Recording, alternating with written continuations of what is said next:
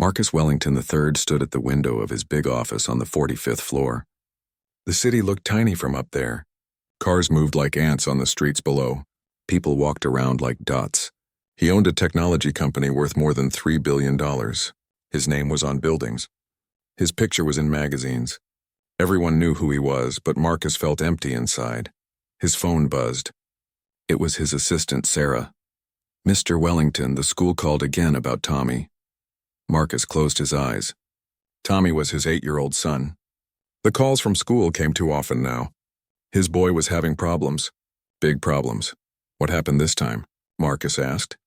He hid under his desk during math class. The teacher couldn't get him to come out for 2 hours.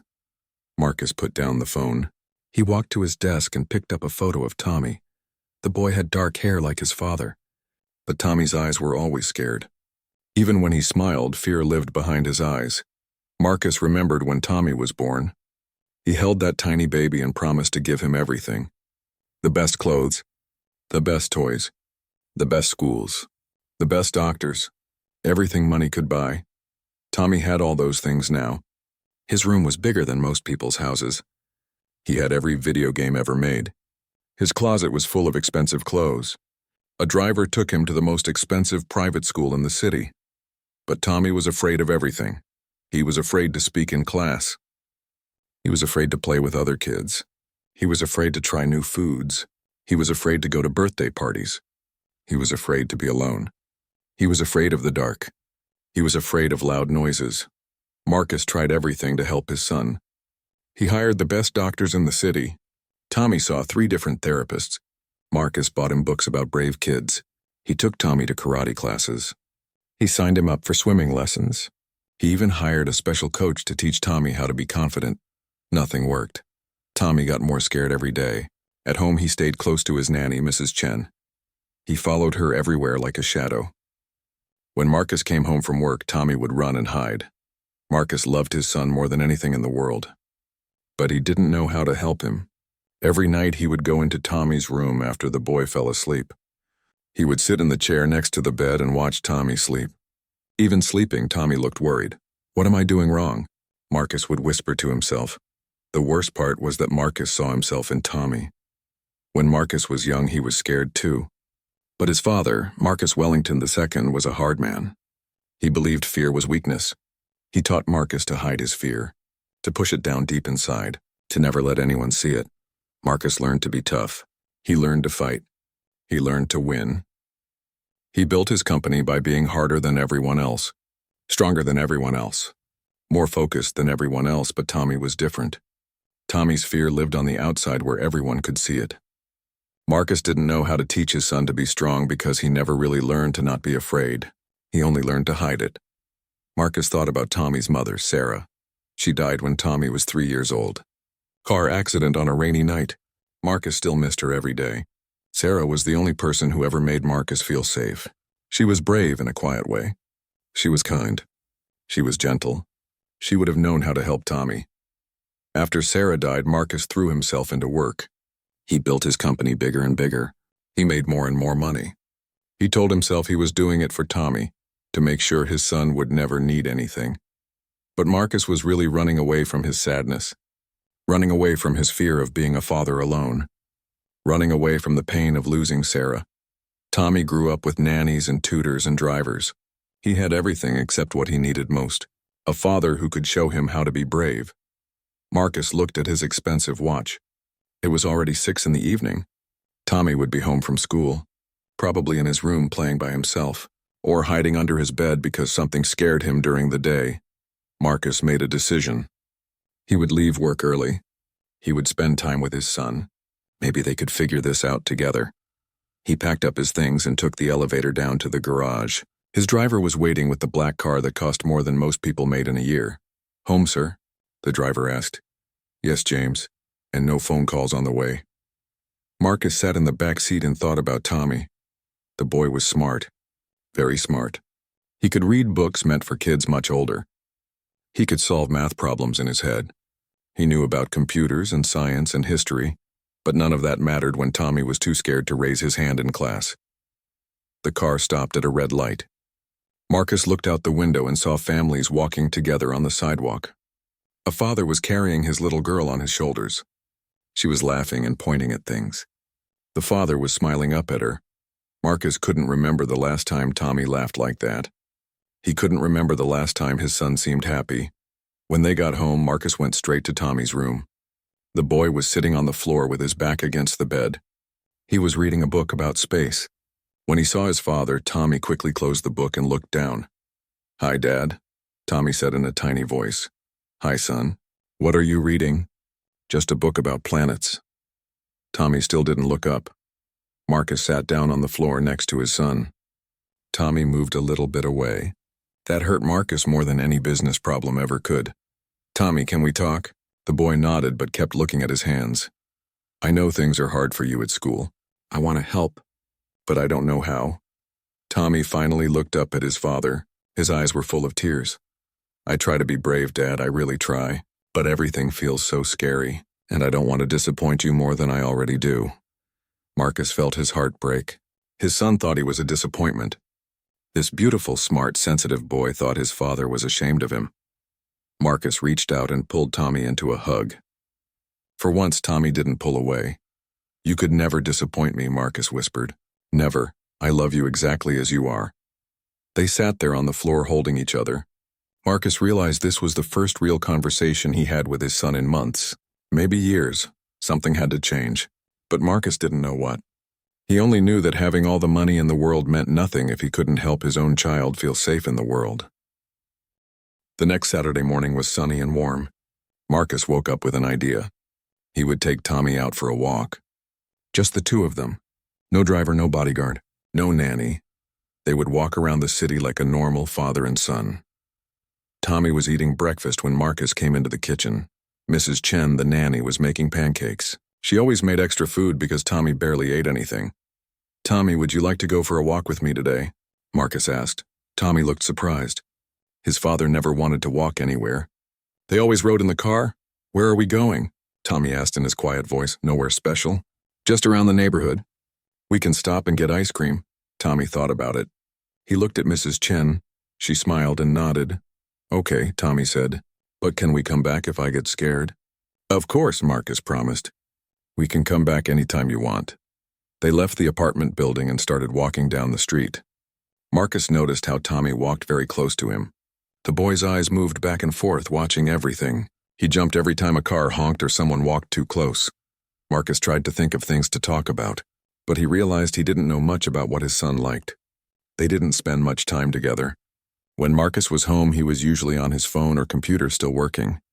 "What's your favorite subject in school?" Marcus asked. "I like reading," Tommy said. "Books are quiet. They don't yell or make loud noises." Marcus felt sad hearing that. His son liked books because they were safe, not because they were fun or interesting. They walked for a few blocks. Tommy was doing okay. He stayed close to Marcus, but he wasn't hiding or trying to go home. They came to a coffee shop on the corner. Marcus thought about going in to buy drinks, but Tommy was standing very still, staring at something.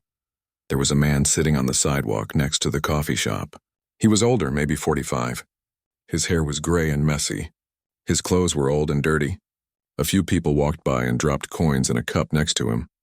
Marcus realized the man was homeless. He started to pull Tommy away. Rich people like Marcus usually avoided homeless people. But Tommy didn't move. The homeless man looked up and smiled at Tommy. It was a kind smile. His eyes were gentle. "Hello there, young man," the man said. His voice was warm and friendly. Tommy didn't answer, but he didn't hide behind Marcus either. He just stood there looking at the man.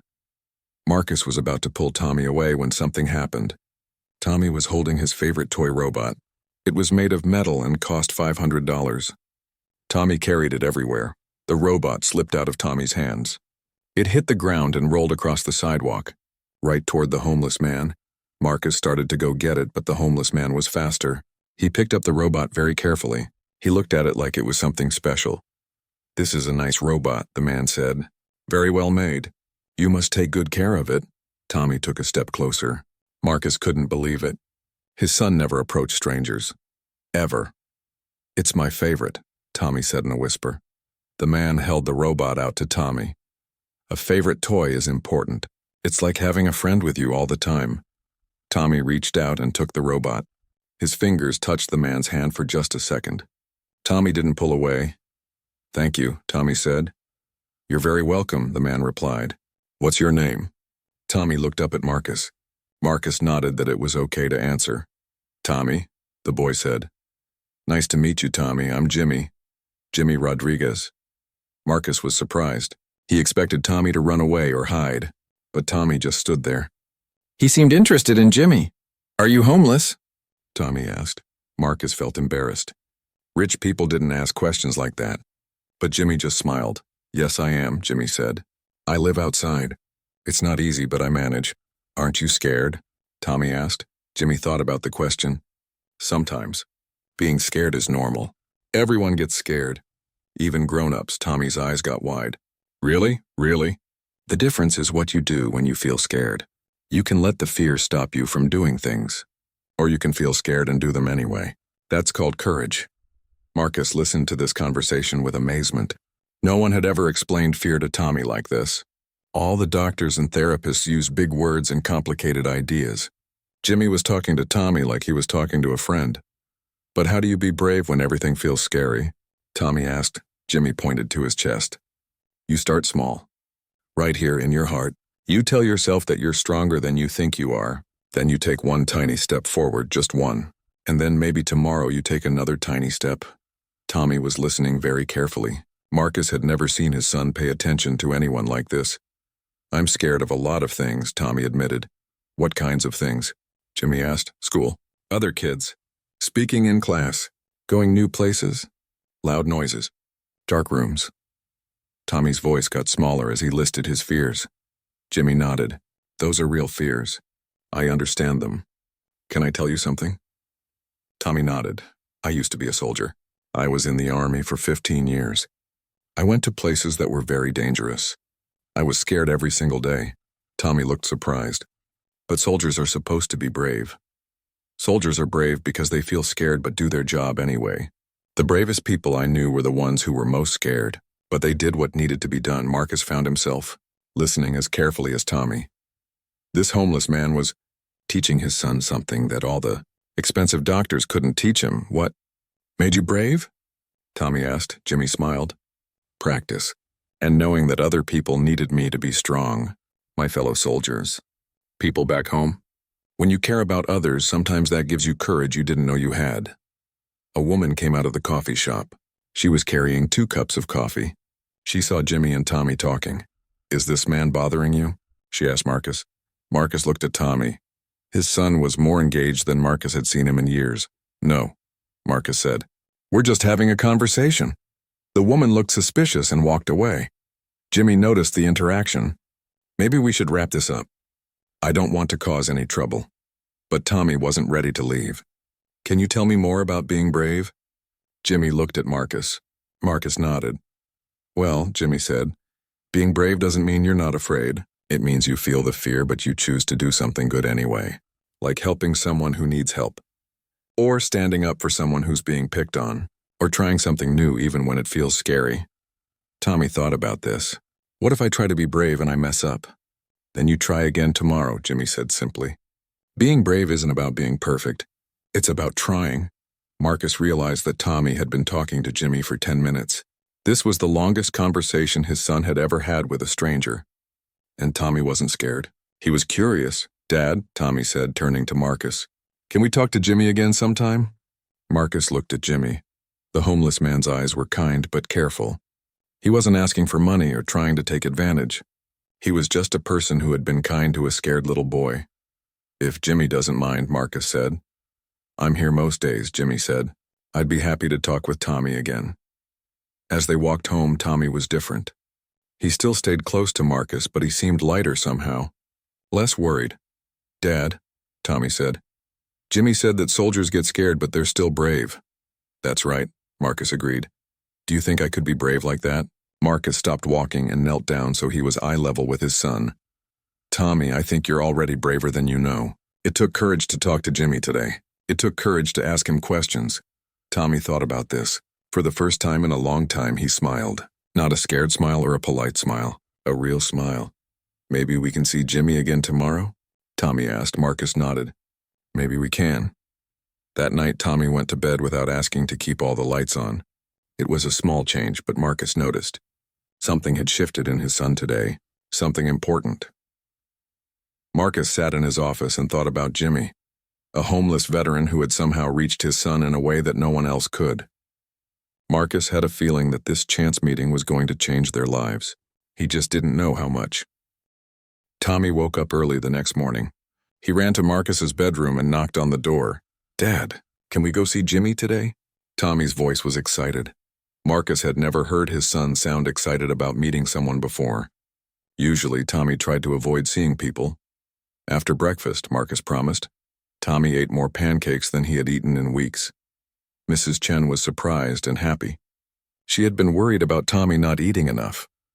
"The boy seems different today," Mrs. Chen told Marcus quietly, more awake. More interested in things, Marcus nodded. He had noticed it too. They walked to the coffee shop after breakfast. Jimmy was sitting in the same spot.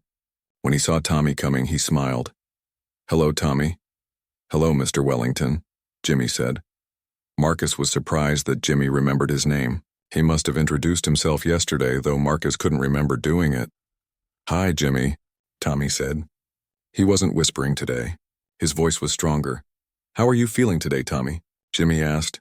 "Good," Tommy said. "I slept with only one light on last night instead of all of them." Jimmy nodded like this was a very important accomplishment. "That took courage.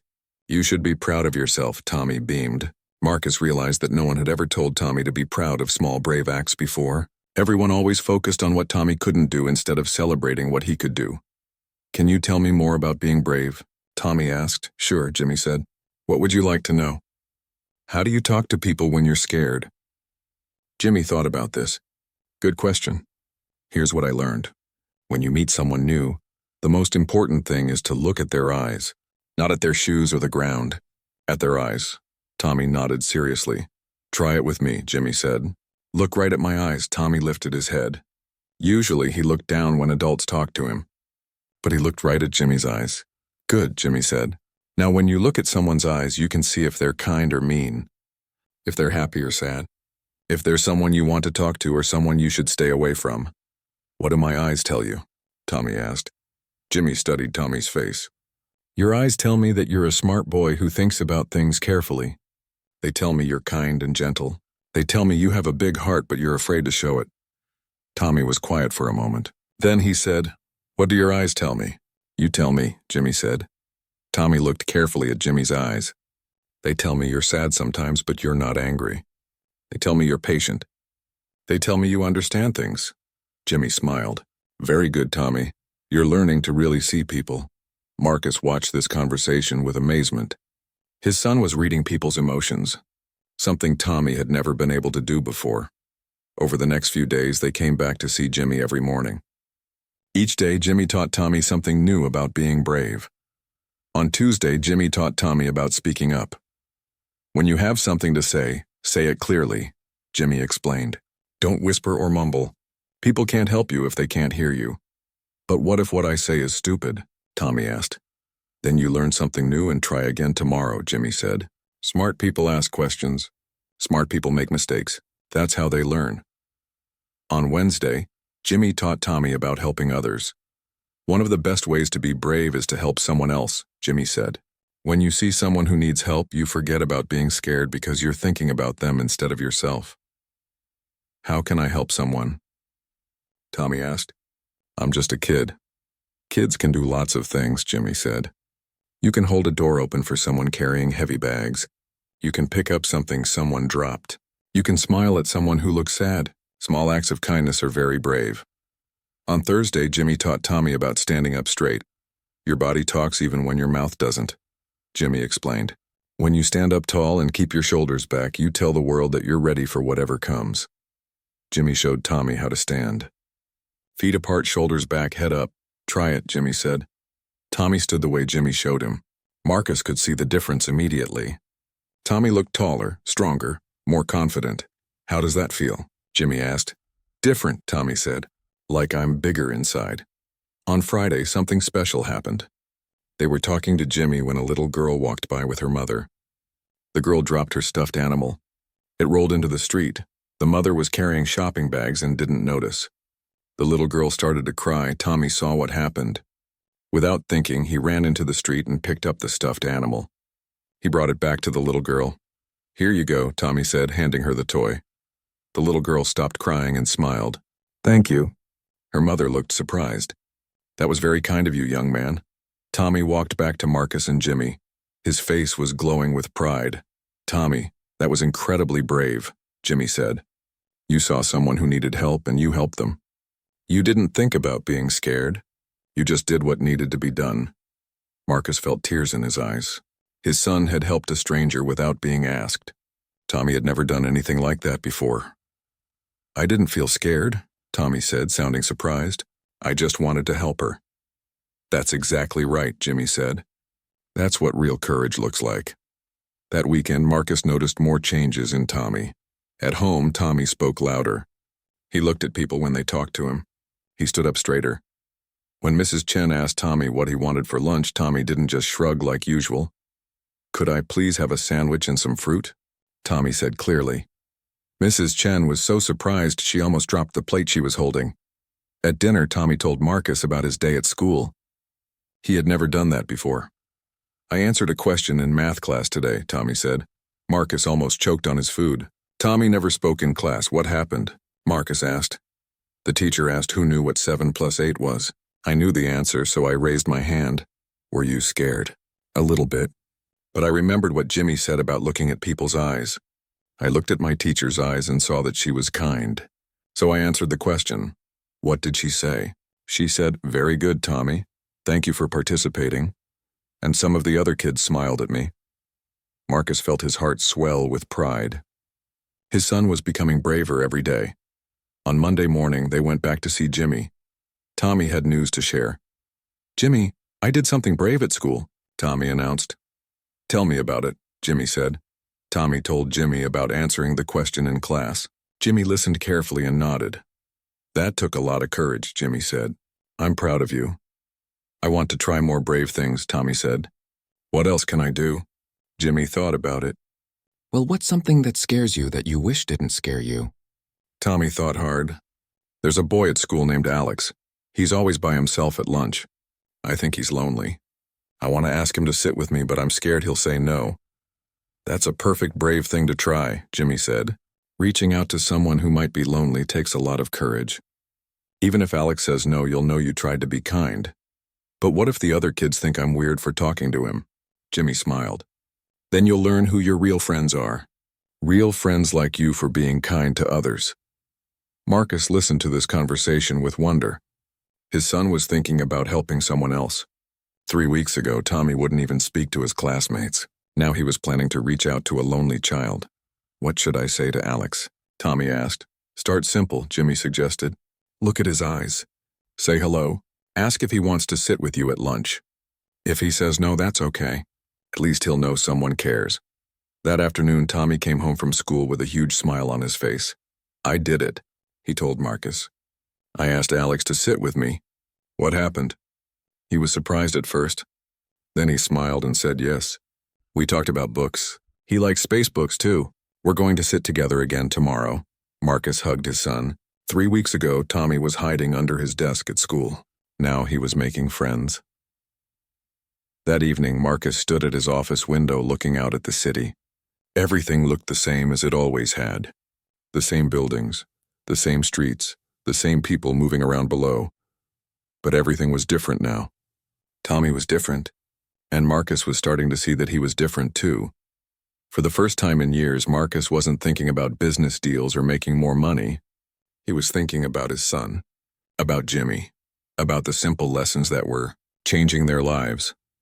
Marcus realized that a homeless veteran sitting on a street corner had done something that all the expensive doctors and therapists couldn't do. Jimmy had shown Tommy that being brave didn't mean not being scared. It meant feeling scared and doing good things anyway. And Tommy was learning that lesson beautifully. Marcus started arriving at the coffee shop earlier each day. He wanted to spend more time watching Jimmy interact with Tommy. There was something special about the way Jimmy talked to his son. Something Marcus couldn't quite understand but desperately wanted to learn. One morning, Marcus bought 3 cups of coffee and some breakfast sandwiches. He offered them to Jimmy. Jimmy looked at the food carefully. "Thank you, Mr. Wellington, that's very kind. But I don't want you to think you have to bring me things."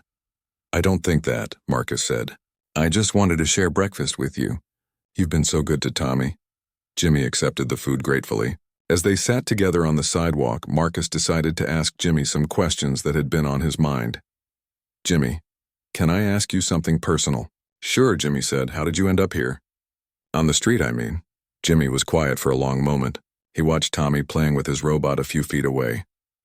"It's a long story," Jimmy finally said. "We have time," Marcus said. Jimmy took a deep breath. "I was in the army for 15 years. Started when I was 18. I loved being a soldier. It gave me purpose. Made me feel useful. Did you see combat? 3 tours in Afghanistan. Lost a lot of good friends over there. Saw things that—" Jimmy stopped talking and looked at Tommy to make sure the boy wasn't listening. "Saw things that stay with you," Marcus nodded. He had heard about soldiers who came home different than when they left. "When I got out of the army, I thought coming home would be easy," Jimmy continued. "I thought I'd find a job, settle down, maybe start a family. What happened? I got married to a wonderful woman named Maria. Had 2 beautiful kids, a boy and a girl. Got a job at a factory. Everything seemed good for a while." Jimmy's voice got quieter. "But I started having nightmares, flashbacks, loud noises made me panic. I couldn't sleep. I couldn't concentrate at work. I started drinking to make the memories go away." Marcus listened carefully. He was starting to understand why Jimmy was so patient with Tommy's fears. The drinking got worse. "I lost my job. Started getting angry all the time. Maria tried to help me, but I wouldn't listen. I thought I could handle it myself. What about getting help from doctors?" Jimmy laughed, but it wasn't a happy sound. "I was too proud to ask for help. I was a soldier. Soldiers are supposed to be tough. I thought asking for help meant I was weak, but that's not true. I know that now. But back then I believed it. I kept drinking, kept getting angrier. Finally, Maria took the kids and left. Said she couldn't watch me destroy myself anymore." Jimmy's eyes filled with tears. Marcus had never seen a grown man cry before except at funerals. "I don't blame her," Jimmy continued. "She did what she had to do to protect our children. But losing my family broke something inside me that was already cracked." "What happened next?" "I lost the house. Couldn't pay rent anywhere. Started living in my car. Then the car got taken away. Been on the streets for 2 years now." Marcus couldn't believe it. This kind, wise man who was helping his son had lost everything. "Have you tried to get back in touch with your family?" "I send Maria letters sometimes. Through her sister. I tell her I'm sorry. I tell her I'm getting better, but I don't know if she reads them." "Do you know where they are?" "They moved to another state. Maria's sister won't tell me where. She says Maria needs to feel safe." Marcus felt angry. Not at Maria, but at a system that let good people like Jimmy fall through the cracks. "Jimmy, there are programs for veterans, aren't there? Places that help?" "There are some. I've tried a few, but there are waiting lists and requirements. And sometimes the people running them don't understand what it's like." Jimmy wiped his eyes and looked at Marcus. "I'm not telling you this to make you feel sorry for me, Mr. Wellington. I made my choices. I have to live with them." "But you're not the same person you were then," Marcus said. "Look how you are with Tommy. You're patient. You're wise. You're kind. Being on the streets teaches you things," Jimmy said. "It teaches you that everyone is fighting battles you can't see. It teaches you to be gentle with people because you don't know what they're going through." Tommy ran back over to them. "What are you talking about?" he asked. "We're talking about how people can change and grow," Jimmy said. "How they can become better than they were before." "Like how I'm becoming braver?" Tommy asked. "Exactly like that," Jimmy said. That afternoon, Marcus couldn't stop thinking about Jimmy's story. Here was a man who had served his country, lost everything, and was living on the street. But instead of being bitter or angry, Jimmy was using his experience to help others. Marcus thought about his own problems. He was worried about business deals and making more money. But Jimmy had real problems. No home, no family, no steady food. And yet Jimmy had found a way to be hopeful and kind. The next day, Marcus brought Jimmy a warm coat. It was getting colder as winter approached. "You don't need to take care of me," Jimmy said gently. "I'm not taking care of you," Marcus replied. I'm thanking you for taking care of my son. Jimmy accepted the coat. Can I ask you something now, Mr. Wellington? Of course. Call me Marcus. Why is Tommy so scared? He's a good kid, smart, kind, but he's afraid of everything. Marcus sighed. I don't really know. His mother died when he was 3. Maybe that's part of it. Or maybe I haven't been a good enough father. You're here with him now, Jimmy pointed out. You care enough to bring him to see me every day. That counts for something. But I don't know how to help him the way you do. When I was young, my father taught me to hide fear, not face it. I learned to push through things by force. But Tommy isn't built that way. Jimmy nodded. Tommy doesn't need to learn to hide his fear. He needs to learn to be friends with it, to understand that feeling scared doesn't make him weak. How did you learn that? The hard way, Jimmy said. I spent years running from my fears, drinking them away, fighting them. It didn't work. Finally, I had to face them. How do you face fear? You start by admitting you're scared. Then you figure out what the fear is really about. Most of the time, we're not scared of the thing we think we're scared of. Marcus thought about this. What do you mean? Well, Tommy says he's scared of speaking in class. But really, he's probably scared of people not liking him, or of making mistakes, or of being laughed at. So how do you help him with that? You show him that those things aren't the end of the world, that people will still like him if he makes mistakes. That trying is more important than being perfect. Marcus realized that Jimmy understood things about courage that Marcus had never learned. Jimmy had been broken and built himself back up. Marcus had never been truly broken, so he had never learned how to rebuild. Jimmy, Marcus said, I want to help you somehow, not just with food or clothes. I want to help you get back on your feet. Jimmy was quiet for a long time. I appreciate that, Marcus. I really do. But I've been disappointed by promises before. People mean well, but then they get busy with their own lives. I understand why you don't trust easily, Marcus said, but I'm not going anywhere. Tommy and I will keep coming to see you. Why? Jimmy asked. You have everything. I have nothing. What do you get out of this? Marcus looked at Tommy, who was showing his robot to a pigeon. Jimmy, 3 weeks ago, my son was hiding under desks at school. He wouldn't speak to strangers. He was afraid of his own shadow. Look at him now. Tommy was talking to the pigeon like it was his friend. He was standing up straight. His voice was clear and confident. You gave me back my son, Marcus continued. You showed him that being scared is normal, but being brave is possible. That's worth more to me than all the money I have. Jimmy smiled. Tommy gave me something too. What's that? Purpose. For 2 years I felt useless, like I didn't matter to anyone, but helping Tommy reminds me that I still have something to offer the world. Marcus understood. Jimmy needed to feel useful just as much as Tommy needed to feel brave. An idea started forming in Marcus's mind. What if there was a way for Jimmy to help other kids like Tommy? What if Jimmy's experience and wisdom could be shared with more children who were struggling with fear? It was just the beginning of an idea, but Marcus could feel it growing. Maybe Jimmy losing everything and finding wisdom was no accident. Maybe Tommy being scared and needing help was no accident either. Maybe they had all found each other for a reason. 2 months had passed since Tommy first met Jimmy. The changes in Tommy were amazing. Every day brought new surprises. At school, Tommy's teacher, Mrs. Rodriguez, called Marcus with good news instead of problems. Mr. Wellington, I wanted to tell you how much Tommy has improved, she said over the phone. He participates in class discussions now. He volunteers to read out loud. Yesterday, he even helped a new student find the library. Marcus smiled. Thank you for telling me. What happened? Mrs. Rodriguez asked. The change has been so dramatic. Did you start him on new medication? A different therapy? Marcus thought about how to explain. He met someone who taught him about courage. At home, Tommy was different too.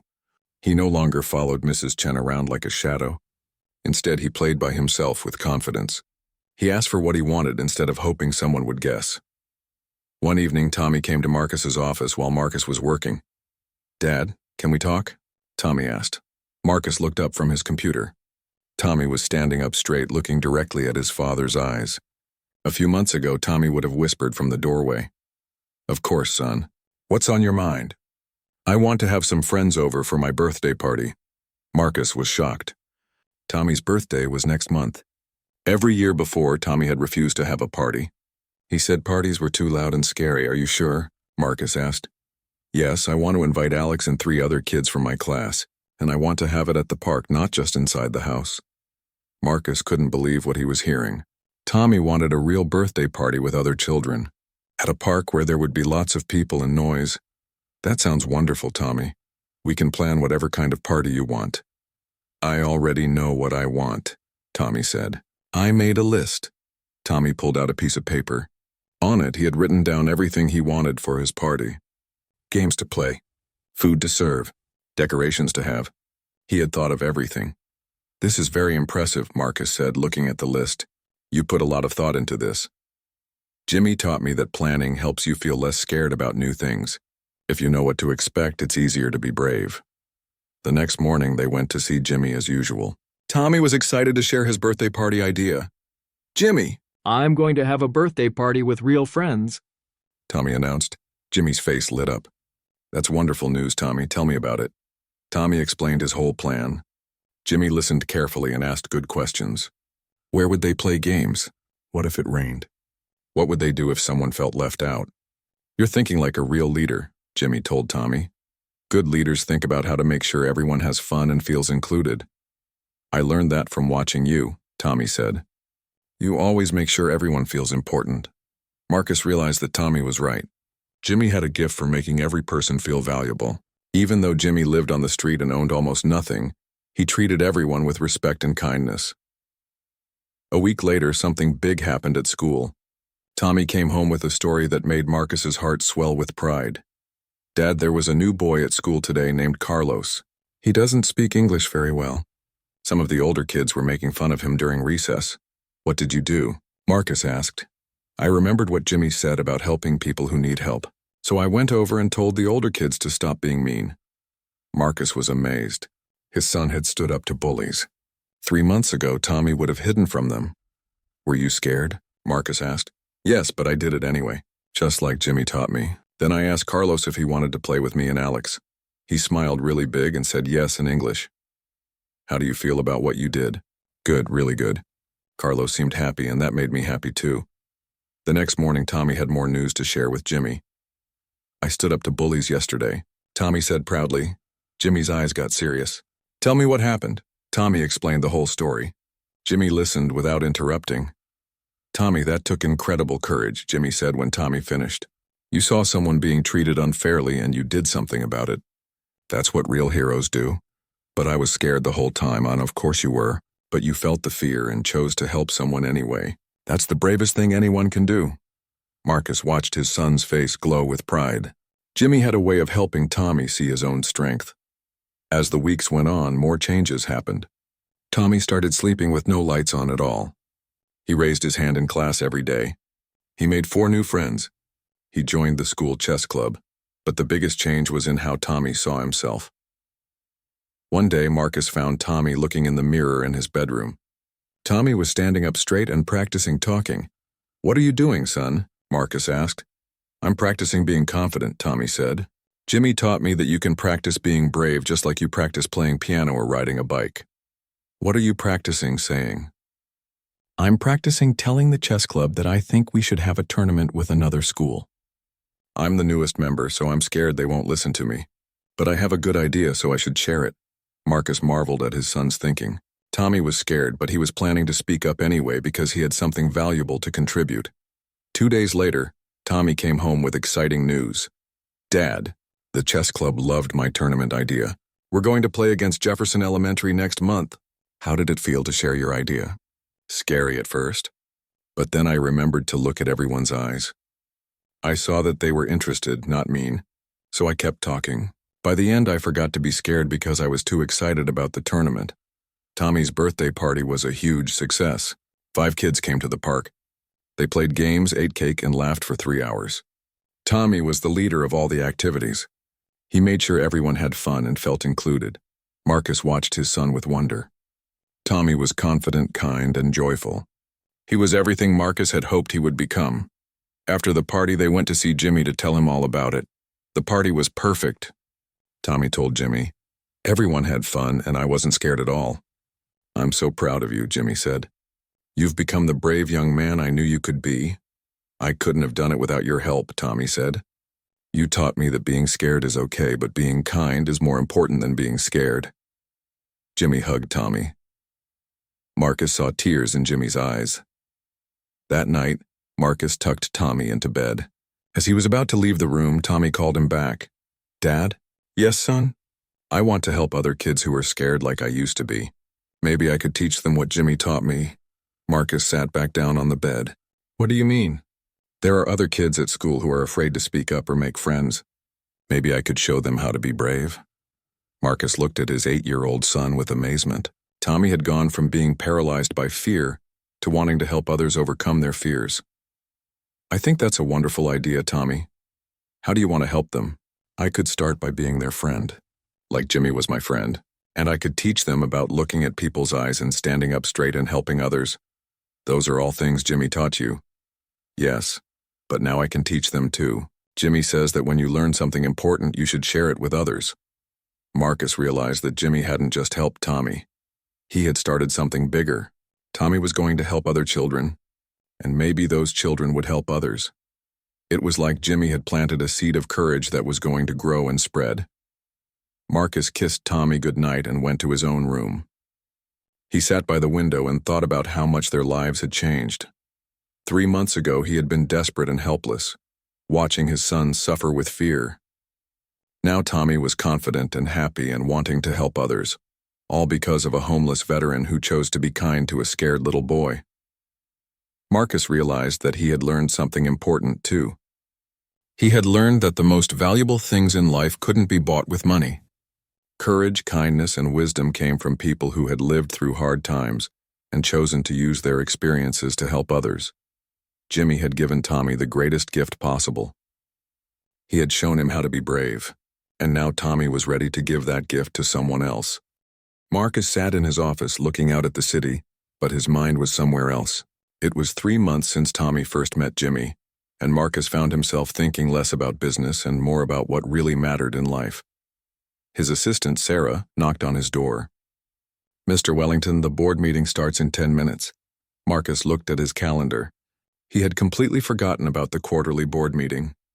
3 months ago, these meetings were the most important part of his schedule. Today, he wished he could skip it and spend time with Tommy and Jimmy instead. "Thank you, Sarah. I'll be right there." The meeting was about expanding the company into new markets. Everyone was excited about making more money. Marcus listened to the presentations, but his heart wasn't in it. "Marcus, what do you think about the Asia expansion?" asked Robert, the head of marketing. Marcus realized he hadn't been paying attention. "I think we need to slow down and think about what kind of company we want to be." The room went quiet. Everyone looked surprised.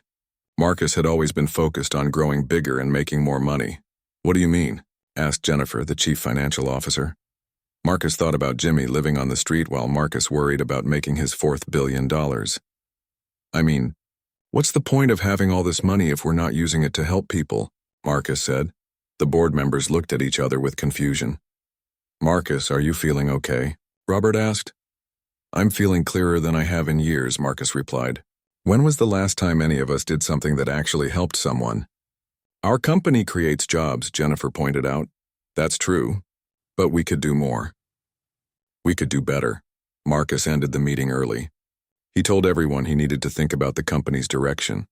After everyone left, Marcus sat alone in his office. He thought about his life before he met Jimmy. Every day was about making deals, earning money, and growing the company. He worked 16 hours a day. He barely saw Tommy. He had no real friends, just business partners. Marcus realized that he had been living like he was afraid too. Not afraid of loud noises or new people like Tommy, but afraid of not being successful enough. Afraid of not having enough money. Afraid of not being important enough. He had been running from his fears by working all the time, just like Jimmy had run from his fears by drinking. Marcus picked up his phone and called his lawyer. "David, I want to set up a foundation. A charity organization. What kind of charity?" David asked. "I'm not sure yet. Something to help veterans and children. I need to do some research first." That evening, Marcus told Tommy about his idea. "I want to start an organization to help people like Jimmy," Marcus said. "That's great, Dad. What will it do?" "I don't know yet. I want to ask Jimmy what he thinks would help the most." The next morning, they went to see Jimmy as usual. Marcus brought up his idea. Jimmy, I want to start a foundation to help veterans and children. What do you think would make the biggest difference? Jimmy was quiet for a long time. Marcus could tell he was thinking carefully. Most people want to give money or food, Jimmy finally said. Those things help, but they don't fix the real problems. What are the real problems? Marcus asked. For veterans like me, the biggest problem is feeling useless. We want to contribute something. We want to feel like we matter. Just giving us money doesn't solve that. What would solve it? Purpose. A way to use what we've learned to help others. I feel more valuable spending time with Tommy than I ever did just receiving handouts. Marcus understood. Jimmy didn't just need money. He needed to feel important and useful. What about children? Marcus asked. Kids like Tommy need to learn that being different isn't bad, that being sensitive or scared doesn't make them weak. They need to see that they have value exactly as they are. As they walked home, Marcus thought about what Jimmy had said. The best way to help people was to show them their own value, not just give them things. That afternoon, Marcus did something he had never done before. He left work at 3 o'clock. He went to volunteer at a homeless shelter. The shelter was different from what Marcus expected. It wasn't just people asking for money or food. There were families with children. There were elderly people who couldn't afford rent. There were veterans like Jimmy who had lost their way. Marcus talked to a woman named Susan who was there with her 2 young children. What happened? Marcus asked gently. My husband died in a car accident, Susan explained. I couldn't afford the rent by myself. We've been here for 2 months while I look for work and save money for an apartment. Marcus met a veteran named Robert who reminded him of Jimmy. I served in Iraq, Robert said. Came home with injuries I can't see. Can't hold a job because of panic attacks. Been here 6 months. Marcus spent 3 hours at the shelter. He didn't just write a check and leave. He listened to people's stories. He helped serve dinner. He played games with children whose families had nowhere else to go. When he got home, Tommy was waiting for him. Where were you, Dad? Tommy asked. I was volunteering at a homeless shelter. Tommy's eyes got wide. Really, what was it like? Marcus told Tommy about the people he met. About Susan and her children. About Robert the veteran. They're just like Jimmy, Tommy said. Good people who need help getting back on their feet. Exactly, Marcus agreed. Over the next few weeks, Marcus continued volunteering at the shelter. He also visited other organizations that helped veterans and children. He learned about the real problems these groups faced. Most importantly, he learned that the best help wasn't just money. It was time, attention, and respect. Marcus started changing how he ran his company, too. He began arriving at work later so he could spend mornings with Tommy. He left earlier so he could volunteer in the evenings. He hired more people so no one had to work as many hours as he used to work. Marcus, you're different, his business partner William said one day. You seem less stressed, happier. I am happier, Marcus replied. I finally figured out what's actually important. What's that? Relationships. Helping people. Being a good father. Making sure my son grows up to be a kind person. William looked confused. But what about the business? The business is doing fine. Better than fine. When people work reasonable hours and feel valued, they do better work. When we treat employees like human beings instead of machines, they stay longer and care more. Marcus realized that everything Jimmy had taught Tommy about courage also applied to business and life. You could choose to act out of fear, always trying to get more and more because you were afraid of not having enough. Or you could act out of courage, sharing what you had and trusting that there would be enough for everyone. One evening, Marcus was reading business reports when Tommy came into his office. Dad, can I tell you something? Tommy asked. Always, Marcus said, putting down the papers. I'm proud of you. Marcus was surprised. Why? Because you're becoming braver too. Just like me. You're doing things that help other people even though it's new and different. Marcus realized that Tommy was right. He was being braver. For years he had been afraid to slow down, afraid to stop working, afraid to focus on anything except making money. Now he was choosing to do what felt right instead of what felt safe. You know what, Tommy? I think Jimmy has been teaching both of us about courage. Yeah, Tommy agreed. He shows us that being brave means caring about other people more than being scared about ourselves. That night, Marcus lay in bed thinking about how much he had changed. 3 months ago, his biggest worry was whether his company would make enough profit. Now his biggest concern was how to help people like Jimmy and Susan and Robert. He thought about his father, Marcus Wellington II. His father had taught him that business was everything, that making money was the most important thing in life, that showing emotion or caring about others was weakness. But Jimmy had shown Marcus and Tommy a different way to live, a way where strength came from kindness, where success meant helping others succeed, where being brave meant admitting when you were wrong and trying to do better. Marcus realized that he had spent most of his adult life living his father's dreams instead of his own dreams. He had built a successful company, but he hadn't built a meaningful life. Now, thanks to a homeless veteran who taught his son about courage, Marcus was finally learning what kind of man he wanted to be. Not just a successful businessman, but a good father. Not just someone who made money, but someone who made a difference. For the first time in years, Marcus felt excited about the future. Not because of what he might achieve, but because of who he might become. Marcus had been thinking about his foundation idea for weeks. He had visited shelters, talked to veterans, and researched programs that helped children. But every time he tried to plan something, he kept coming back to the same thought. Jimmy had the wisdom and experience that money couldn't buy. One morning, as they sat together outside the coffee shop, Marcus decided to share his idea with Jimmy. "Jimmy, I have a proposal for you," Marcus said. Jimmy looked curious but careful. "What kind of proposal?" "I want to start a program that pairs veterans with children who need mentoring. Veterans like you who have wisdom to share and kids like Tommy who need courage and confidence." Jimmy was quiet for a long moment. "What would my role be?" "I want you to help me design and run the program. Not as someone receiving charity, but as a partner, as the expert who knows what works and what doesn't." Jimmy's eyes showed interest, but also doubt. "Marcus, I appreciate what you're trying to do, but I've heard promises before. People get excited about helping, but then they get busy with their own lives and forget." Marcus understood Jimmy's hesitation. "What would it take for you to trust me?" "Time," Jimmy said simply. "And proof that you're serious about this being a real partnership, not just you being generous to the homeless guy." "Fair enough," Marcus said. "What if we start small? What if we work together to help just a few kids first and see how it goes?" Jimmy thought about this. "There are 3 kids I know who could use help. Kids whose families come to the shelter sometimes. Tell me about them. There's Maria, she's 7.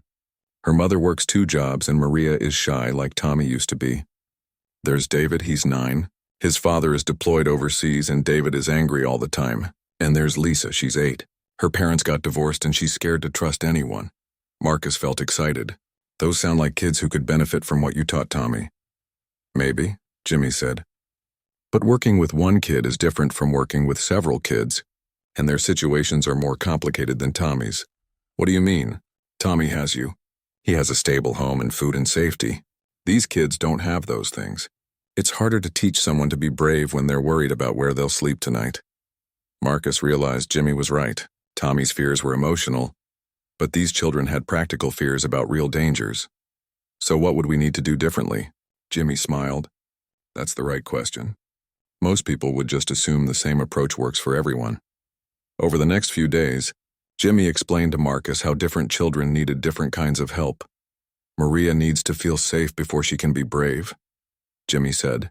"David needs to learn that being angry is okay, but hurting others isn't. Lisa needs to see that some adults can be trusted." Marcus listened carefully. He realized that Jimmy understood children's emotions in ways that Marcus never had. "How did you learn all this?" Marcus asked.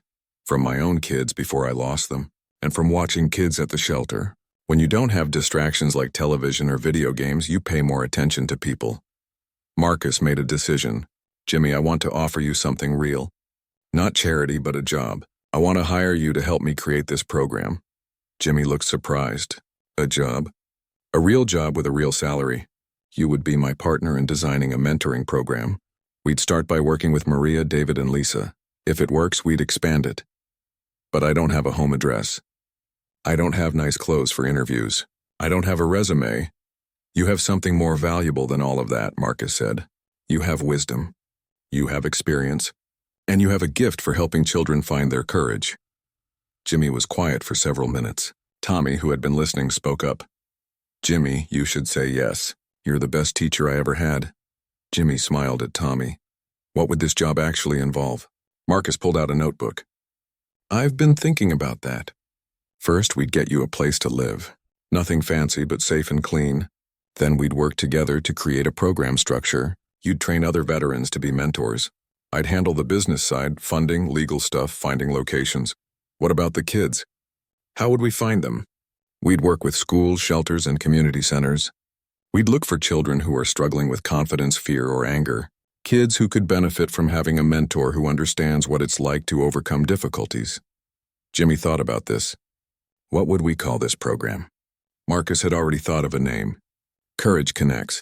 Because courage connects people to each other and to their own strength. Jimmy's eyes lit up. I like that name. So you're interested? I'm interested. But I have conditions. Marcus was surprised. He hadn't expected Jimmy to negotiate. What conditions? First, this has to be a real partnership. Not you being the boss and me being the helper. We make decisions together. Agreed. Second, we never promise these kids things we can't deliver. Their trust is fragile. If we break it, we might destroy their ability to trust anyone. Absolutely agreed. Third, we don't just work with easy kids. We work with kids that other programs have given up on. The angry ones, the scared ones, the ones that everyone thinks are hopeless. Marcus smiled. Those are exactly the kids I want to help. Jimmy extended his hand. Then we have a partnership. They shook hands. Tommy cheered and hugged both of them. The next week was busy with preparations. Marcus found a small apartment for Jimmy near the shelter. It wasn't fancy, but it was clean and safe. Jimmy cried when he saw it.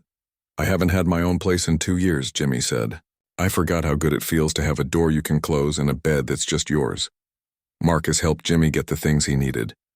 Clothes for meetings, a phone, basic furniture. But the most important thing was Jimmy's new sense of purpose. For 2 years, I felt like garbage that nobody wanted, Jimmy told Marcus. Now I feel useful again. Like I have something valuable to offer.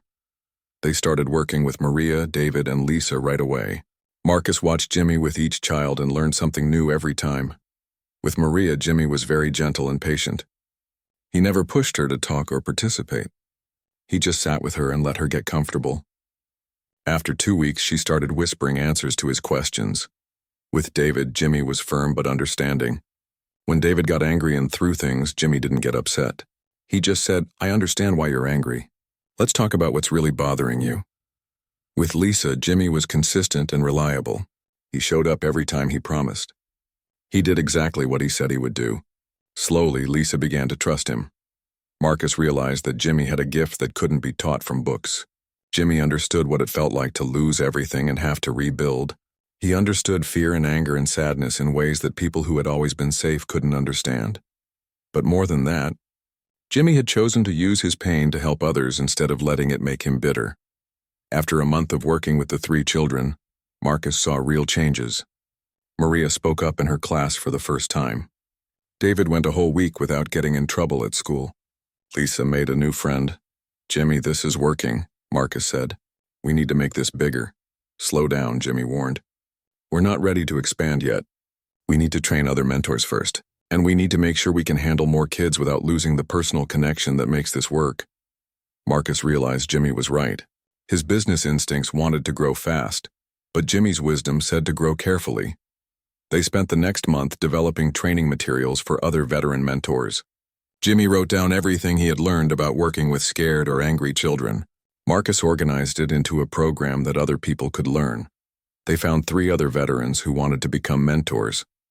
One was a woman named Sarah who had served in the Navy. One was a man named Carlos who had been in the Marines. One was a woman named Janet who had been in the Air Force. Jimmy trained each of them personally. He taught them how to listen without judging, how to be patient with children who had been hurt, how to help kids find their own strength instead of trying to fix them. Marcus watched the training sessions with amazement. Jimmy was a natural teacher. He was patient, clear, and inspiring. The other veterans respected him and learned from him. I think we're ready to help more children, Jimmy told Marcus after the training was complete. Marcus agreed. Let's find 6 more kids who need mentors. They reached out to schools and community centers. Within a week, they had requests to help 12 children. We can't take them all, Jimmy said. Not yet. We need to make sure we do good work with the kids we choose. They selected 6 children whose situations were similar to Maria, David and Lisa. Kids who were struggling but not in immediate danger. Kids whose families were supportive of the program. Marcus rented a small building where the mentoring sessions could take place. It wasn't fancy, but it was warm and safe and welcoming. On the first day of the expanded program, Marcus stood with Jimmy watching 4 veteran mentors work with 9 children. Tommy was there too, helping the younger kids and showing them that someone who used to be scared could become confident. "Look at that," Jimmy said, pointing to Sarah working with a shy girl named Emma. 6 months ago, Sarah was sleeping in her car. Now she's teaching a child how to be brave. Marcus felt tears in his eyes. "Jimmy, we did this. We actually created something that works." 1 year after Tommy first met Jimmy, Marcus stood in the main hall of the Courage Connect Center. The small building they had started with was now too small. They had moved to a larger space that could handle 50 children and 20 veteran mentors. The walls were covered with pictures and letters from children in the program. Thank you notes from parents, certificates from schools recognizing improved behavior and academic performance, awards from veteran organizations praising the innovative approach to helping former soldiers find purpose. But Marcus wasn't looking at the awards. He was watching Tommy lead a group of new children in an activity called Courage Circle. The children sat in a circle and shared one brave thing they had done that week. "I raised my hand in math class," said a shy girl named Ashley. "I told my mom I was sad about her working late instead of just being angry," said a boy named Kevin. "I helped a kid who was being teased on the playground," said Maria, who was now confident and outgoing. Tommy listened to each child with the same patience and wisdom that Jimmy had shown him a year ago. At 9 years old, Tommy had become a leader and teacher in his own right. "Those are all very brave things," Tommy told the group. "Remember, being brave doesn't mean you're not scared. It means you do good things even when you feel scared." Marcus smiled.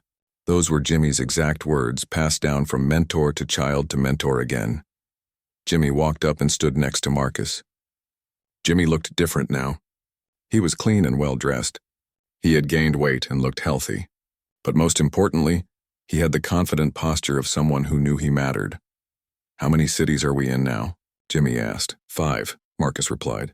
"Chicago, Detroit, Phoenix, Atlanta, and Houston.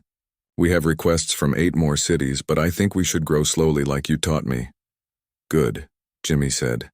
"Quality over quantity. Better to do excellent work in 5 cities than poor work in 20. Marcus nodded. In his business life, he had always focused on growing as fast as possible. But Jimmy had taught him that some things needed time to develop properly. "How are the new veteran mentors doing?" Marcus asked. "Really well. Sarah is training mentors in Detroit. Carlos is setting up the Phoenix program. Janet is working with the most difficult cases here. They've all found their calling." Marcus watched Sarah across the room. She was working with a teenage boy who had been arrested for shoplifting. 6 months ago, Sarah had been homeless and struggling with depression. Now she was one of their most effective mentors. "The board meeting is next week," Marcus told Jimmy. "They want to discuss expanding internationally." Jimmy raised his eyebrows. "That's a big step. Are we ready for that?" "I don't think so," Marcus said. "I think we need to perfect what we're doing here first. Make sure our training program is solid. Make sure we understand what works in different communities." "I agree," Jimmy said, "but I'm surprised you're the one saying that. A year ago, you would have wanted to expand as fast as possible." Marcus laughed. "A year ago, I thought success meant growing bigger quickly. Now I think success means helping people effectively." They walked over to where Tommy was finishing up with the Courage Circle. The children were excited and chattering as they prepared to work with their individual mentors. Uncle Jimmy called David, the boy who used to be angry all the time. David had started calling Jimmy Uncle because Jimmy felt like family to him. "Hi, David. How was school today?" "Good. I got picked to be the class representative for student council. And I didn't get mad at anyone all week." Jimmy hugged David. "I'm so proud of you. Running for student council takes real courage." "I learned from the best," David said, grinning. Marcus watched this interaction with deep satisfaction. David's transformation had been one of the most dramatic. The angry, destructive boy had become a leader among his peers. As the evening session wound down, Marcus found himself in his office with Jimmy, reviewing applications from new families who wanted their children in the program. They now had a waiting list of over 100 families. "This application is heartbreaking," Jimmy said. reading about a 10-year-old girl whose father had died in military service. Emma hasn't spoken in school for 6 months. Can we help her? Marcus asked. I think so, but she'll need our most experienced mentor, someone who understands grief. Marcus made a note to assign Emma to Janet, who had lost her husband in combat and understood that particular kind of pain. Jimmy, can I ask you something personal? Marcus said, of course, Lee. Do you ever regret the path that led you here? All the pain you went through to end up homeless? Jimmy was quiet for a long time. That's a hard question, Marcus. I wouldn't wish what I went through on anyone. Losing my family, living on the streets, feeling worthless for so long, it was terrible. But if I hadn't gone through all that, I wouldn't be able to help these kids the way I do. I wouldn't understand their pain. I wouldn't know how to show them that you can survive anything and still choose to be kind. Jimmy looked out the window at the city. Sometimes I think everything had to happen exactly the way it did, so that I could be here now doing this work. Do you think about your own children? Marcus asked gently. Jimmy's eyes filled with tears. Every day. Maria would be 12 now. Roberto would be 10. Have you tried to contact them again? Jimmy nodded. I wrote to Maria's sister last month. I told her about Courage Connects. I sent pictures of me at work looking healthy and stable. I asked if maybe someday I could see my kids again. What happened? She wrote back. She said Maria is doing well in school and Roberto plays soccer. She said maybe next year, if I stay clean and stable, we might be able to arrange a meeting. Marcus felt his heart break and soar at the same time. Jimmy, that's wonderful news. It might not happen, Jimmy said quickly. I hurt them badly. They might never forgive me, but for the first time in 3 years, there's hope. There's more than hope, Marcus said. There's evidence. Look at what you've built here. Look at how many lives you've changed. Your children will see that their father became a man worthy of respect. Just then, Tommy knocked on the office door. Dad, Jimmy, are you ready to go home? Marcus looked at his watch.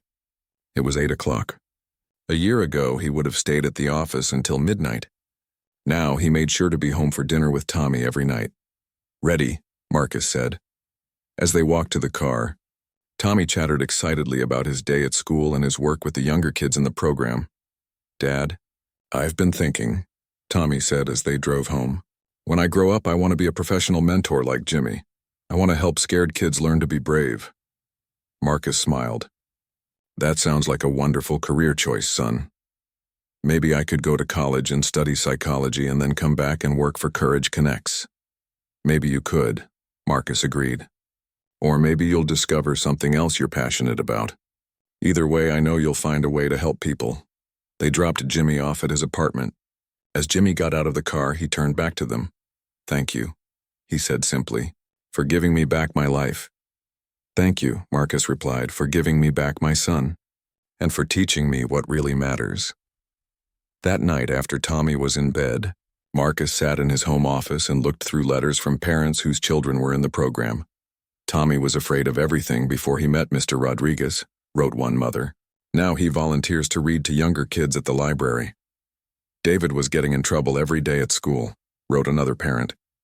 Since he started working with his mentor, he hasn't had a single disciplinary problem. Sarah was so shy she wouldn't order her own food at restaurants, wrote a father. Last week she performed in the school talent show. Marcus put down the letters and picked up a financial report about his technology company. The business was doing better than ever. With shorter work weeks and better treatment of employees, productivity had increased. Profits were higher than when he worked 18 hours a day, but more importantly, Marcus felt proud of what his company was becoming. They had started hiring veterans as programmers and support staff. They donated computers to schools in low-income areas. They gave employees paid time off to volunteer in their communities. The company was still successful, but now it had a purpose beyond just making money. Marcus's phone buzzed with a text from Jimmy. Got another letter from Maria's sister. She sent a picture of the kids. They look so grown up. Thank you for helping me become someone they could be proud of. Marcus smiled and texted back. You did the hard work. I just provided the opportunity. A year ago, Marcus had thought success meant having more money than he could spend. Now he knew that success meant helping others discover their own strength and value. Jimmy had been right about courage. It wasn't about not being afraid. It was about feeling afraid and choosing to do good things anyway. Marcus had been afraid to change his life, afraid to slow down at work, afraid to focus on relationships instead of business deals. But he had chosen to do those scary things anyway because he wanted to be a better father and a better person. Tommy had been afraid of everything, but he had chosen to try new things and help others despite his fear. Jimmy had been afraid that he was worthless and broken, but he had chosen to believe that he still had something valuable to offer the world. All of them had learned that courage wasn't something you either had or didn't have.